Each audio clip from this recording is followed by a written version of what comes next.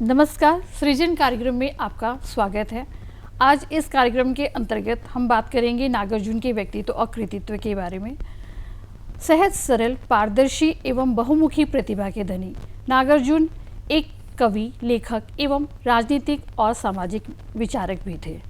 इनका व्यक्तित्व बेहद सरल, सहज एवं जनता के प्रति सहानुभूति रखने वाला था। इनका असली नाम वैद्यनाथ मिश्र था। ऐसी मान्यता है कि बाबा वैद्यनाथ के आशीर्वाद के कारण इनका जन्म हुआ था, इसलिए इनके माता पिता ने इनका नाम वैद्यनाथ मिश्र रख दिया। वहीं हिंदी साहित्य में इन्होंने नागार्जुन के नाम से अपनी रचनाएं लिखी।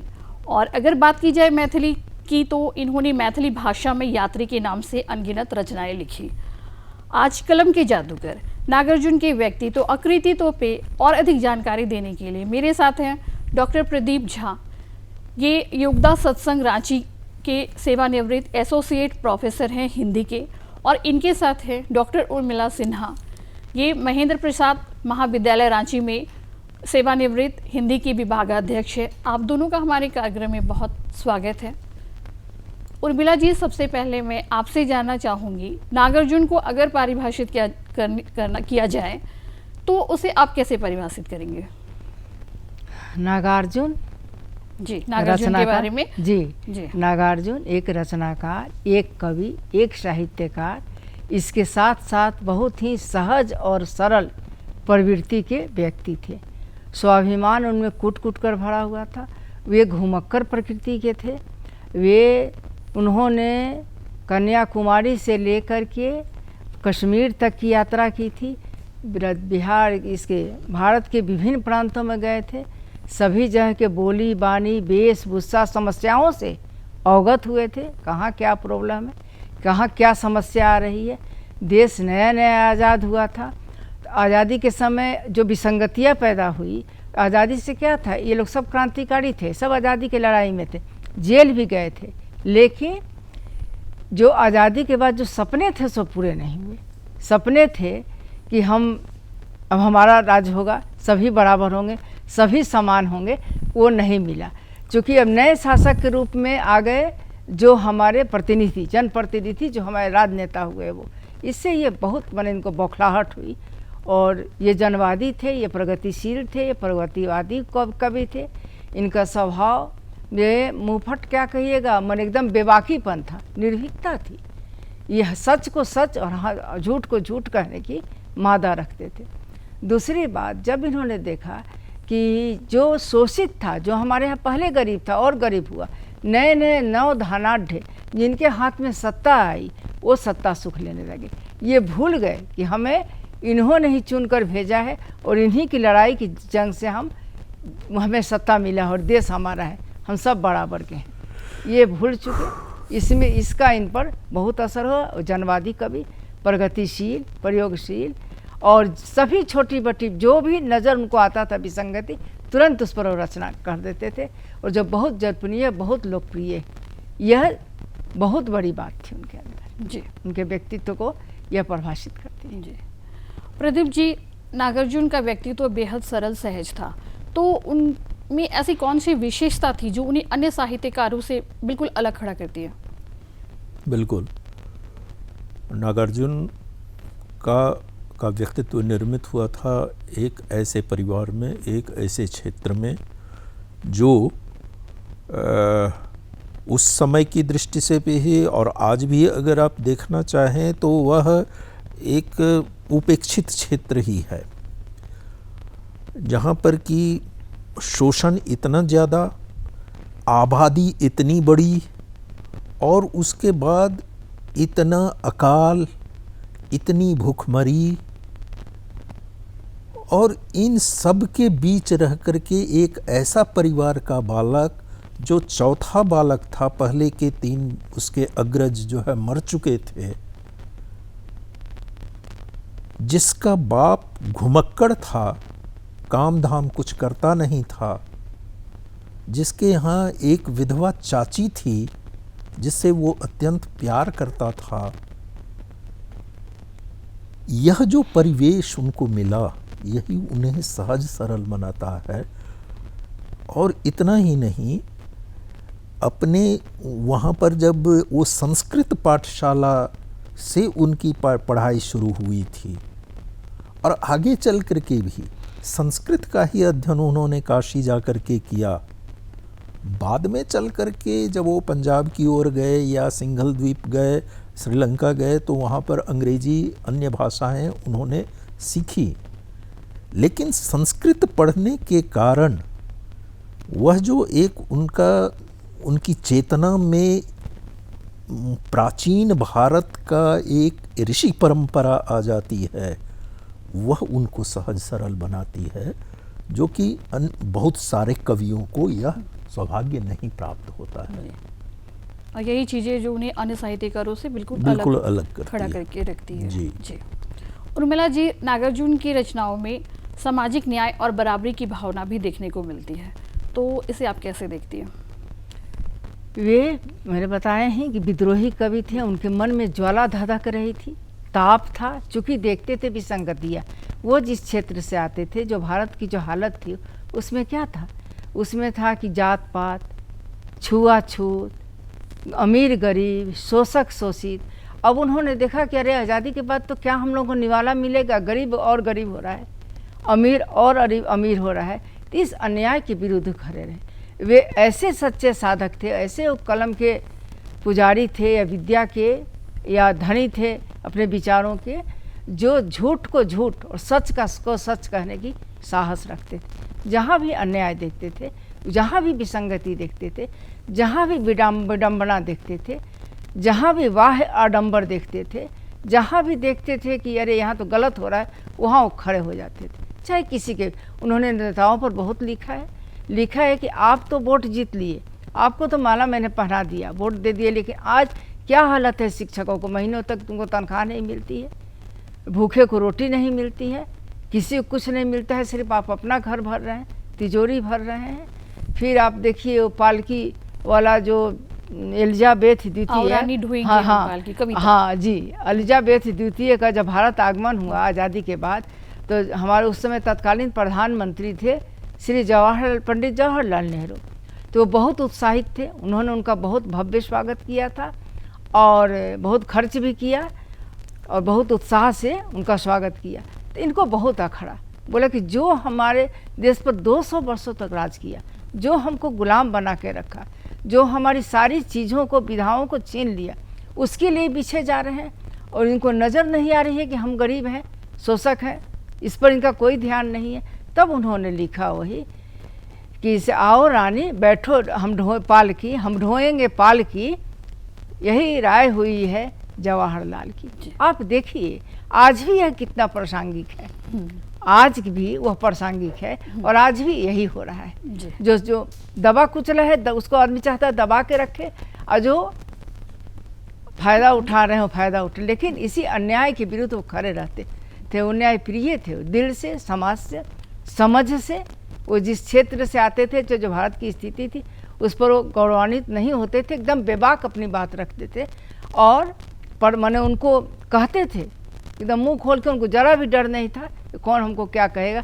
अन्याय के विरुद्ध खड़े रहते थे और अपनी बात उन्होंने ये भी नहीं सोचा कि सरकार के खिलाफ बोले, हाँ एकदम नहीं, वो एकदम खड़े रहते थे। कहीं भी, या विधवा पर हो या जात पात पर हो या शोषक शोषित पर हो, कहीं भी हो, एकदम खड़े हो जाते थे। यह मादा बहुतों में नहीं है। कलाकार होना, कविता लिखना, रचनाकार होना अलग बात है, लेकिन इतनी निर्भीकता, इतना अखड़पन, इतना फक्करपन, और क्या था मैंने एकदम सादा जीवन, उच्च विचार, उनको कुछ भी दिखावा नहीं था, कोई बाहर नहीं था जी। ये हम लोगों के लिए आदर्श हैं जी। उनकी रचनाएं धरोहर है हमारी जी। प्रदीप जी, नागार्जुन की रचनाओं में आंचलिक तत्वों का भी उल्लेख देखने को मिलता है, तो इससे उनके व्यक्तित्व की कौन सी विशेषता का पता चलता है? आंचलिकता का जो तत्व होता है, अंचल विशेष की विशेषता को चित्रित करना। नागार्जुन ने मिथिला क्षेत्र की आंचलिक विशेषताओं को चित्रित तो किया है, लेकिन वह ऐसा चित्रण है जहाँ पर कि उसमें पूरा भारतवर्ष समा जाता है। ऐसा नहीं लगता है कि यह केवल मिथिला का एक गांव है, या मिथिला का एक परिवार है। किसी भी भारत के किसी भी कोने का वह गांव हो सकता है। प्रेमचंद में भी लगभग इसी तरह की बात थी। हाँ, रेणु जी थोड़ा भिन्न जरूर थे। रेणु का मैला आंचल या परिति परिकथा वगैरह जो रचना थी, वहां पर आंचलिकता पूरी अपने ताम झाम के साथ, शानो शौकत के साथ खड़ी है। लेकिन इनके यहाँ जो आंचलिकता है, नागार्जुन के यहाँ, यह आंचलिकता जरूर हमको मिल जाती है, चाहे वो कविता हो, चाहे उपन्यास हो, हर जगह मिल जाती है।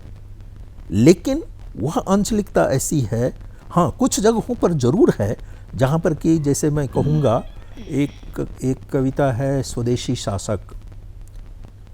अब उसमें वो जो शासक के विरुद्ध में जनता का चित्रण जो वो करते हैं, जहाँ पर कि वो कहते हैं कि आमों की गठली को चूर कर और भट्ठी की सौंधी मिट्टी में उसको सान सून कर खा जाते हैं, पेड़ों की छालों का तीमन बनाते हैं। तो इस तरह की आमों की गुठली को चूरना, मुझे लगता है चूर करके खाना, मुझे लगता है भारत के किसी क्षेत्र में नहीं मिलता होगा। यह आंचलिकता विशेष रूप से है। ये उनके तत्व उपन्यास में, रचनाओं में देखने को मिलता है, कहीं कहीं मिलता है, लेकिन अधिकांश जगह वैसा ही मिलता है जैसे एक सामान्य गांव है भारत का। हाँ, भारत वहाँ पर जरूर नजर आता है, वह कोई अन्य देश जो है नजर नहीं आता है। लेकिन भारत, चूँकि भारत अंग्रेज़ों के अधीन इतने 100 वर्ष जो है 200 वर्षों से रहा, और कमोबेश हर जगह ग्रामीण स्थिति या शहरी स्थिति उसी तरह की रही है, तो लगभग वो स्थिति हर जगह है। तो आंचलिकता का प्रभाव हम देखते जरूर हैं, लेकिन उन्हें विशुद्ध रूप से आंचलिक कवि कहना या आंचलिक कथाकार कहना, इसे मैं स्वीकार नहीं करता। हाँ, तो उन्होंने तत्व ही बिल्कुल इस्तेमाल किया है। आंचलिकता शब्दों का प्रयोग अपनी रचनाओं में किया है। बिल्कुल जी। उर्मिला जी, उनकी उपन्यास रतिनाथ की चाची, क्या हिंदी साहित्य में उपन्यास को एक नई दिशा देने की कोशिश है? बिल्कुल। उनकी जो रतिनाथ की चाची जो उपन्यास है, वो उपन्यास है एक मातृहीन बच्चे रतिनाथ की और उसकी विधवा चाची की। विधवा चाची है, रतिनाथ को माँ नहीं है, वो बहुत मानती है, वो उससे बहुत प्रेम करता है, और जो देखता है विसंगति कि कैसे उसके घर में ही उसके साथ अन्याय होता है, फिर वो गर्भवती हो जाती है, उसको कैसे निकाला जाता है। अब ब्राह्मण तत्व बहुत था, ब्राह्मण और गैर ब्राह्मण करके बहुत था उस समय, और कैसे असंवेदनशील हो जाता है लोग उसकी चाची के प्रति, कैसे उनको मायके भेजा जाता है, कैसे रोज रोज तिल तिल करके बच्चा देखता है। तो इसका बहुत और एकदम अलग तरह की कहानी थी, ये अलग तरह का उपन्यास है, और इस समाज में बहुत चीज़ उजागर कर रहा है जी। कि किसी महिला खासकर विधवा हो गई तो उसके प्रति क्या समाज की स्थिति, मैंने दृष्टिकोण है, धारणा है, दृष्टिकोण है। और नन्हा बच्चा, उसको माँ नहीं थी, इनको ये विधवा थी, इनको भी बाल बच्चा नहीं था, तो दोनों का जो अन्योन्याश्रय संबंध था, जो एक दूसरे को बहुत प्रेम करते थे, एक दूसरे का ख्याल रखते थे, उसका बहुत अच्छा चित्रण है। और कैसे उनको जब गर्भवती हो जाती हैं तो कितनी प्रताड़ना उनको झेलना पड़ता है, कैसे मायका जाती हैं, कितना क्रूर हो जाता है समाज, और वही लोग जो उनको इस स्थिति में पहुंचाया है। एक स्त्री के, हाँ, तरीके से उन्होंने अपने उपन्यास में बहुत अच्छा चित्रण किया। आप पढ़िएगा तो बार बार पढ़ने का मन होगा। और उस तत्कालीन, देखिए, जो भी साहित्यकार रचता है, साहित्यकार दस्तावेज रचता है।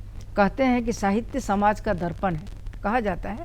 तीसरे साहित्यकार की जिम्मेदारी होती है कि तत्कालीन राजनीतिक, सामाजिक, आर्थिक, सांस्कृतिक विषयों का चयन करे और नैतिकता जरूर उसमें लावे जी, जरूर लावे। चूँकि धरोहर है, आज हम पढ़ रहे हैं तो तत्कालीन समाज का वर्णन है, और वही मिथिला समाज का ही है। ब्राह्मण तो, और ये इसको पढ़िएगा तो मैंने भारत के किसी हिस्से में का भी नहीं लगेगा कि नहीं है, हमारे यहाँ की ही कहानी, चूँकि इस तरह घटनाओं से हम रूबरू होते हैं। और इतनी बेबाकी से चित्रण करना, इतना सजीव चित्रण करना कि पढ़िए तो पढ़ते ही जाइए और आँख के सामने सब आ जाना, एक बहुत बड़ी बात है। कहा जा सकता है कि यथार्थवादी चित्रण उन्होंने हाँ, यथार्थवादी चित्रण उस समय जी। के संदर्भ में किया था। बिल्कुल बिल्कुल जी जी। प्रदीप जी, नागार्जुन की कविता अकाल और उसके बाद, इसमें बंगाल के अकाल का बहुत ही मार्मिक ढंग से वर्णन किया है और इसके माध्यम से उन्होंने हम लोगों को एक उस समय की जो त्रासदी थी उसे भी रूबरू करवाने की कोशिश की है। तो उसके बारे में कुछ बताएं और कैसे उन्होंने इसके माध्यम से ज़िंदगी को फिर से उम्मीद के साथ जीने की सलाह दी है। ये कविता नागार्जुन की बहुत ही प्रसिद्ध कविता हुई है। छोटी कविता है लेकिन अत्यंत मर्मस्पर्शी, भावाभिव्यंजक और हृदय स्पर्शी है। यह जो कविता है, जहाँ पर कि कई दिनों तक चूल्हा नहीं जलता है, पेट सिकुड़ गया है बच्चों का, परिवार का, छत से धुआं नहीं उठा है, यह जो चित्रण है यह वास्तविकता थी। यह कोई कल्पना नहीं है, यह बिल्कुल यथार्थ है उन दिनों का। आज तो अकाल पड़ते नहीं हैं, लेकिन मैंने खुद उस अकाल को देखा है। जब 67 का अकाल हुआ था, लोग किस तरह से खाने के लिए तरसते थे। यह उसी समय का, अभी जो मैंने ये स्वदेशी शासक का जिक्र किया था कि आमों की गुठली चूर कर, यह ऐसे नहीं था। यह अक्सर अकाल पड़ते थे। और ये अकाल क्यों पड़ते थे? अकाल इसलिए पड़ते थे कि वहाँ पर अंग्रेज़ों ने प्राकृतिक संपदा का ऐसा दोहन शुरू किया था, लोगों की फटेहाली ऐसी थी और सरकार उस पर ध्यान नहीं देती थी। एक तो सरकार, दूसरे स्थानीय जमींदार, तीसरे साहूकार, चौथे ये धार्मिक पंडित पुरोहित लोग, इन सब के शोषण के बीच वह जनता इस तरह से पिस जाती थी कि थोड़ा सा भी पानी नहीं आया तो अकाल पड़ जाता था। तो यह स्थिति उन दिनों लगातार चलते रहती थी। तो यह यथार्थ है, लेकिन कवि निराशावादी नहीं है। उस कविता की अंतिम पंक्ति जो है, कौवे ने खुजलाई पाँखें कई दिनों के बाद, यह जो खुजलाई पाँखें हैं, यह दो संदर्भ में आप इसे देख सकती हैं। एक संदर्भ तो है कि बरसात हुई है और बरसात में हम देखते हैं कि जब पक्षी भींगता है तो वह अपनी जो है पाँखें खुजलाता है। एक तो वह भौतिक संदर्भ है और दूसरा संदर्भ है मानसिक संदर्भ, जहाँ पर कि व्यक्ति ने अपने आप को उड़ने के लिए, उत्साह से आगे बढ़ने के लिए, जीवन जीने के लिए अपने पाँखों को खुजलाया है, यानी अपने आप को तैयार किया है। तो यह निराशा के बीच से आशा की किरण को उकेरने वाली कविता है। और इसी तरह की ढेर सारी कविताएं नागार्जुन ने लिखी हैं, लेकिन अकाल और उसके बाद की जो कविता है उसमें बहुत कम शब्दों में जो तीर उन्होंने चलाया है वह जाकर के चुभता है। इसीलिए उस कविता की मार्मिकता, उसकी व्यंजकता बहुत ही प्रभावी बन पड़ी है जी। उर्मिला जी, जैसे नागार्जुन ने हर विधा में अपनी लेखनी चलाई, बाल साहित्य भी उन्होंने लिखा, तो बहुत कम ही साहित्यकार हैं जिन्होंने बाल साहित्य लिखा है। तो इससे उनकी व्यक्तित्व की कौन सी विशेषता का पता चलता है और किस संदर्भ में उन्होंने बाल साहित्य लिखा? बाल साहित्य भी उनका दिल तो बच्चा था जी, मन में वही इतना सही चीज़ चित्रण कर सकता है जो दिल से भोला हो, जिसके बच्चा हो। और दंतुरित पंक्तियाँ उन्होंने लिखी है, जो उसको दिखा अधर दंतुरित पंक्तियाँ, दंतुरित करके लिखी, मुस्कान, दंतुरित मुस्कान लिखी है उन्होंने। तो बाल कविता भी लिखी है और कविता भी लिखी है, कि सब में उनका वही था कि जो देखते थे तुरंत उसको चित्रित कर देते थे। कभी वो इसके पीछे नहीं पड़े कि इसको क्या सजाना है, इसको क्या अलंकृत करना है, लेकिन बहुत लोकप्रिय हुई उनकी रचनाएं। उनकी रचनाएं बहुत लोकप्रिय हुई, चाहे बाल कविता हो, चाहे बड़ों की कविता हो, या जो भी साहित्य हो उनको, चूँकि तत्कालीन चीज़ को लिखते थे, सही बात लिखते थे, जो देखते थे उसी परिप्रेक्ष्य में वो लिखते थे और लोगों को भाता था, चूँकि सबके जीवन से जुड़ी हुई बातें थी। अब अकाल की जो आपने बात की थी, तो अकाल में देखिए क्या है, कानी कुतिया भी सोई हुई है, चूँकि चूल्हा जल ही नहीं रहा है, घर में अन्न का दाना नहीं। क्या दारुण स्थिति होगी उस समय कि कानी कुतिया भी सोई हुई है, अन्न में दाना नहीं है, छिपकली भी घूम के चला जा रहा है। अन्न आएगा तब न कीड़ा उसको खाने के लिए आएगा, तब न छिपकली को आहार मिलेगा। लेकिन जब चूल्हा जला है, जब कहीं से अन्न आया है, तब देखिए कि कौवा भी पाँखें खुदला रहा है। और अनावृष्टि अतिवृष्टि तो हमारे देश की तो बात ही है, कृषि प्रधान देश है, कभी पानी बरसा, कभी बरसा तो बढ़ ही गया, और नहीं बरसा तो अनावृष्टि ही। तो ये कहा जा सकता है कि उन्होंने सिर्फ मनुष्य की पीड़ा नहीं समझी, बल्कि अन्य जंतुओं, जीव जंतु, पशु पक्षी और हाँ पेड़ पौधों को भी और सबके लिए लिखा उन्होंने, बच्चों के लिए भी लिखा, बड़ों के लिए भी लिखा, उन्होंने लिखा।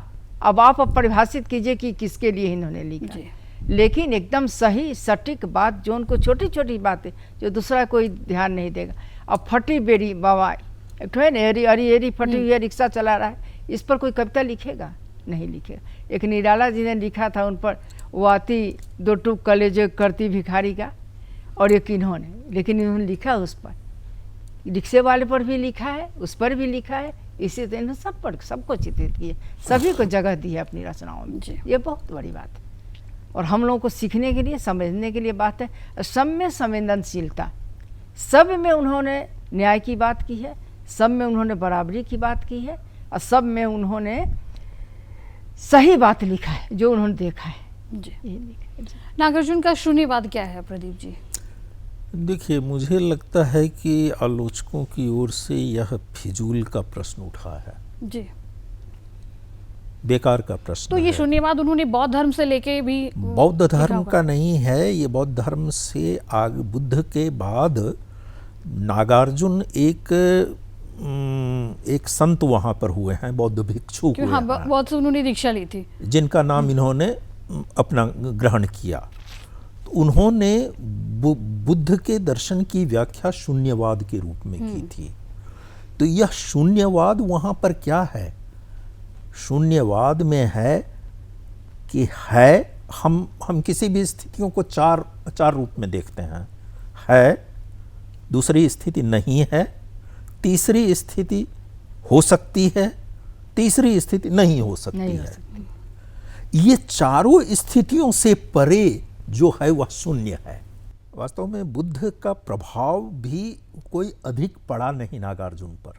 नागार्जुन ने बौद्ध भिक्षु का शिष्यत्व ग्रहण किया, बुद्ध का शिष्यत्व, लेकिन वो एक परिस्थितिवश था। चूंकि उन्हें श्रीलंका जाना था, जो है तिब्बत जाना था, बौद्ध ग्रंथों का अध्ययन करना था, इसलिए वो आवश्यकता को देखते हुए वो बौद्ध भिक्षु बन गए थे। और नहीं तो एक कविता उन्होंने लिखी है जहाँ पर कि एक बौद्ध भिक्षुणी जो है वह इच्छा व्यक्त करती है कि मैं भी मातृत्व सुख पाऊं। एक भिक्षुणी, यह नागार्जुन कभी नहीं लिखते अगर बुद्धत्व के वो परम अनुयायी होते। तो मेरा कहना है कि हर जगह उनका जो रहा है केवल मानवता, मानवीय संवेदना उनके कवि धर्म को संचालित करती रही है। कोई दर्शन नहीं। जो है मार्क्सवाद की ही बात ले लेना, हम लोग उन्हें मार्क्सवादी कहते हैं, प्रगतिवादी कहते हैं, लेकिन अपने उपन्यासों में भी उन्होंने दिखलाया, जैसे कि रत्नाथ की चाची ही जो है वह बाद में जो है वो प्रगतिवादी विचारधारा की हो जाती है, और वो जो है लेनिन का जो वहाँ पर जो है शासन स्थापित होता है उसका समर्थन करती है। वह उड़ाई हुई वो बात लगती है। वास्तव में वो उस तरह के सिद्धांतिक रूप से मार्क्सवादी कभी नहीं रहे। इसीलिए बाद में उन्होंने जो है कम्युनिस्ट पार्टी की सदस्यता भी छोड़ दी थी। तो जैसे अभी आपने बोला आलोचकों ने उन पे थोप दिया है कि वो शून्यवाद है, लेकिन वहीं अगर उनकी रचनाओं की बात करें तो उनकी रचनाओं में बुद्ध की करुणा, क्योंकि बुद्ध की करुणा ही दिख सकती है। बिल्कुल और बिल्कुल। कबीर का जो मुंहफटपन था वो भी बिल्कुल, देखने को मिलता है। तो बिल्कुल, इस संदर्भ में आप क्या कह रहे हैं? देखिए, कबीर का मुंहफटपन तो कूट कूट करके भरा हुआ है, और जिस तरह से कबीर किसी भी व्यवस्था के विद्रोह के प्रति ऐसी भाषा का इस्तेमाल करते थे जो एक आम आदमी, त्वरित प्रतिक्रिया देने वाला आदमी, तरल आवेगों वाला आदमी ही कर सकता था। और उसका कारण ये है कि उनके पास, उनके संबंध में, कबीर के संबंध में हजारी प्रसाद द्विवेदी ने कहा है ना कि भाषा को रगेड़ करके उससे अपना काम निकाल लेते थे। वही गुण नागार्जुन में भी है। ये भी अपनी भाषा का बेतरतीब इस्तेमाल करते हैं। लोगों को बेतरतीब लगेगा, जो है कभी कभी जो है नागार्जुन पर लोग अराजकतावादी होने का आरोप लगा देते हैं। एक कविता उनकी है जिसकी एक पंक्ति है ये कि जी करता है नंगा होकर समुद्र के पास नाचूं। ये अराजकतावादी स्थिति है, लेकिन अगले ही पल वो उसको कहते हैं कि ताकि जो है वो मैं भूल रहा हूँ, जहाँ पर कि वो फिर मानवीय संवेदना की ओर लौट आते हैं, करुणा की ओर, वो करुणा की ओर जो है लौट आते हैं। और ये करुणा हर जगह बिखरी पड़ी है, चाहे वो रिक्शे वाले का घट्टों पड़ा हुआ जो है पुलिस कठोर पैर हो, चाहे प्राइवेट बस के ड्राइवर के हुक पर टंगी हुई वो गुलाबी 4 चूड़ियाँ हों, चाहे स्वयं अपने संदर्भ में जो उन्होंने कहा है कि मैं दबी हुई दूब हूँ, कवि रूपक हूँ मैं दबी हुई दूब का। तो यह जो दूब जो हमेशा कुचली जाती है, लेकिन फिर भी उनके अंदर का वह जो है कवि का की आस्था जो है वह दूब का रूपक इसलिए लिया क्योंकि दूब कितनी भी कुचली जाए फिर भी वह हरी हो जाती है, अस्तित्व अपने बचाए रखती है। इसीलिए कवि ने जो है दबी हुई दूब का रूपक लिया। भले ही करुणा वहाँ पर है, भले ही वहाँ पर एक दयनीयता का भाव आता है, भले ही वहाँ पर एक दर्द का भाव आता है, लेकिन हिम्मत और साहस, आस्था और विश्वास, ये हमेशा जो है नागार्जुन की ताकत रही है। जी, उर्मिला जी, नागार्जुन की कविताएं क्रांतिकारी हुआ करती थी, तो इससे उनके व्यक्तित्व की कौन सी विशेषता पता चलती है और वे अपनी कविताओं के माध्यम से क्या संदेश देना चाहते थे? वे संदेश देना चाहते थे, चूँकि वो विद्रोही थे, उनको अन्याय बर्दाश्त नहीं था।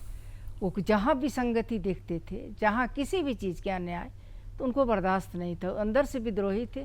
उन्होंने भारत की आज़ादी में भी हिस्सा लिया था, जेल भी गए थे, और इसी के अन्याय के लिए कि शोषक जो है राज्य कर रहा है, शोषित और शोषित हो रहा है, इस पर उनका बहुत ज़्यादा ध्यान रहता था।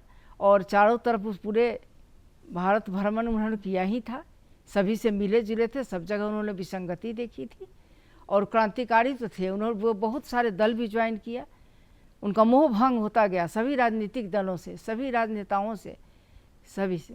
जी, आप लोगों ने नागार्जुन के बारे में बहुत अच्छी जानकारी दी, आप लोगों का बहुत धन्यवाद। कहा जा सकता है कि नागार्जुन दुख और दुखियों के कवि थे। उन्होंने अपनी रचनाओं के माध्यम से समाज में बदलाव लाने का प्रयास किया और बहुत हद तक वे उसमें सफल भी रहे। कार्यक्रम में बस इतना ही। आगे के कार्यक्रमों के लिए बने रहें आप दूरदर्शन के साथ और दीजिए मुझे इजाज़त। नमस्कार।